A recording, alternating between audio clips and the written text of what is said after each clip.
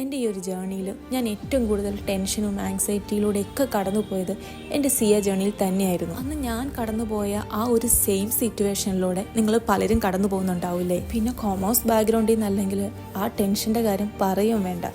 പിന്നെ ടിപ്സും സ്ട്രാറ്റജിയൊക്കെ ചോദിക്കുന്നവരോട് എനിക്ക് പറയാനുള്ളൊരു കാര്യം, എൻ്റെ ഒരു മെയിൻ സ്ട്രാറ്റജി അതായിരുന്നു കേട്ടോ.